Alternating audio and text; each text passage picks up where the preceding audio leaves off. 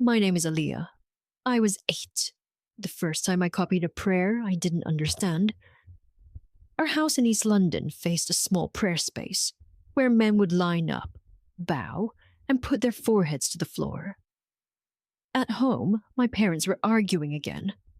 I took my mum's scarf, went to my room, knelt, and pressed my forehead down like I'd seen across the street. I whispered for God to make the shouting stop. I didn't know the words. I only knew that lowering myself like that felt honest. At 10, a classmate passed away. His funeral was at the East London Mosque. I stood in the back, quiet, and watched the rows of people moving together. I felt that same closeness I'd felt as a child on the floor of my bedroom. It wasn't dramatic. It was simple and real, like standing next to a truth that didn't need to explain itself. I grew up Christian, and I believed in God, but I couldn't make sense of worshipping Jesus.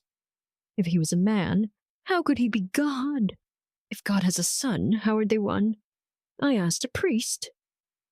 He told me to just believe. The word just stayed with me in the worst way. I needed belief that didn't ask me to turn my mind off. By high school, home was a storm. There was violence, fear, and the feeling that you never really relax your shoulders. One of my closest friends was a practicing Muslim. Her home life was rough too, maybe worse. But she had this inner steadiness. I asked her what it was, and she said, faith. Not as a slogan, but like she was telling me the reasons her lungs kept working. I was stubborn. I started reading the Quran to rescue her from it. I wanted to find contradictions, a loophole, something to prove that Islam was wrong and that the hijab was a cage. I read, and the ground under me started moving. The Quran wasn't a collection of slogans. It was a way of life, a system with a center that kept everything in its place. I found verses that spoke about the natural world with a kind of precision that didn't feel like guesswork. I didn't want to be convinced, but I was. And that terrified me. I knew myself. If I commit to something, I commit. So I pulled away. I put the book down. I stopped talking to my friend about it. I tried to study for exams, but my mind wouldn't sit still. I'd be walking to school, stop at a crossing, and think, if a car hits me right now, what do I really believe I'm going to meet? One morning at a traffic light, my feet felt glued to the pavement. I knew that I already believed. The fear wasn't about truth. It was about change. I called my friend and asked her to help me say the Shahada. It was a Monday. I remembered the day because it felt so ordinary, and yet it split my life in two. Telling my family was a different kind of collision. I went home wearing hijab. I wish I had thought it through, prepared them, chosen a calmer moment. I knocked. My mom opened the door and looked at me like she was searching for the daughter she recognized. I said I'd become Muslim. The air between us turned heavy. I didn't just feel judged. I felt like I had stepped out of the picture frame of our family. The cost came fast. Friends peeled away. Family ties thinned. At 17, my mum told me she had done her job and that I was on my own now. I heard the words and felt something inside me go quiet, the way a room sounds after you close a door on it. I still tried to be a good Muslim, but I was lost. I bounced between communities, groups that pulled to one extreme or another, each insisting they were the only ones holding the rope. I felt like a guest in every room. The loneliness grew sharp. I got sick, ended up in a hospital bed, and called my mom. I asked if I could come home, and when I did, I took off the hijab. I stopped praying. I distanced myself from the people who reminded me of the life I'd chosen.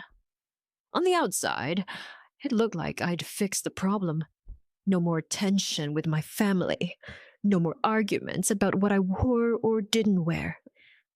But inside, I could hear the echo of who I was. I'd turn off the light at night and feel a space where prayer used to be. I returned to Islam the way you return to breathing, after you've been holding it underwater. Not with a speech, but with a need. No one told me to do it. No group was pushing me. I opened the Quran and read one page in English every day. I put the hijab back on. I stood to pray, quietly, without posting anything, without announcing a version of myself for other people to approve. It was just between me and the one who had always been there. That return was more beautiful than my first Shahada, because it came without performance. It came from truth. Years passed. My mom left her husband and started healing. We spoke more. I visited. We cooked. We had small talks that grew into real ones. In 2015, she told me she was curious about Islam. She read. She asked me questions. One day she said, the Shahada. I cried. Later, without support, and with me living abroad, she drifted. Faith without a community is like a plant without sunlight. It can live for a while, but it struggles. In 2021, she called me excited about a speaker she'd found online, Sheikh Khalid Yassin. She said his words felt like they reached her without forcing their way in. I arranged a Zoom call for them. On that call, my mom declared her belief in the oneness of God and that Muhammad is his final messenger. This time, it planted. She had peace in her face I hadn't seen since I was a little girl. People ask me about women in Islam. They say hijab is oppression, faith is a cage, submission is a loss. I lived outside and inside, and here's what I know. Worshipping God alone is not losing yourself. It's finally putting your heart where it belongs.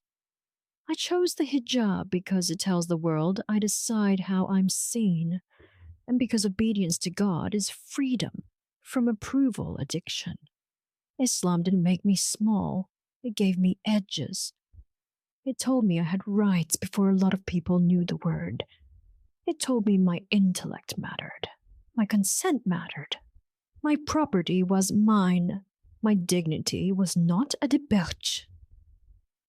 When I first converted, I was looking for people to validate me, to teach me, to sign off on my belonging. When I came back, I learned that belonging is between a person and their Lord.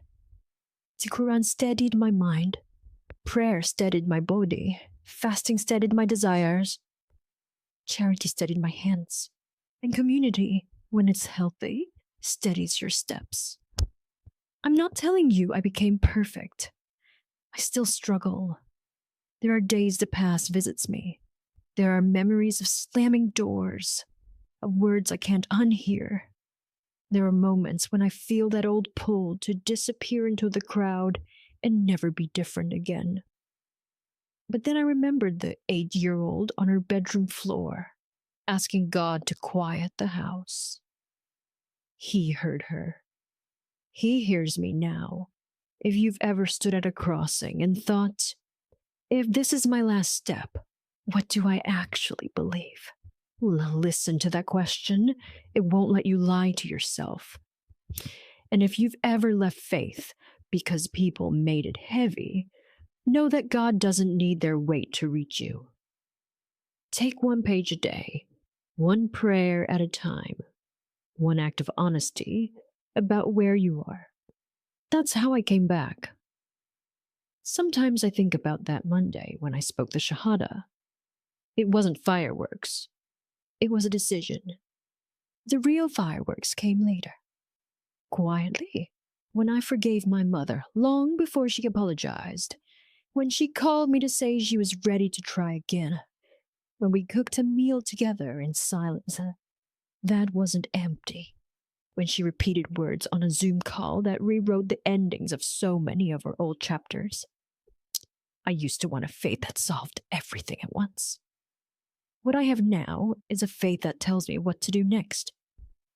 Pray, tell the truth, guard your tongue, feed someone, learn, wear your faith even when it costs you, take it off for no one but God. Admit when you're wrong, return when you drift. Begin again, even if it's the 1,000th time. My name is Aaliyah. I once left a path I knew was true because I was tired and scared. I once came back because God is patient. My mother found the same door and walked through it after me. When we pray now, I still picture the men across the street from my childhood home, bowing in rows, not because they were born into it, not because someone forced them, but because they knew who they were kneeling to. I know that now. And that knowledge, even on hard days, is enough.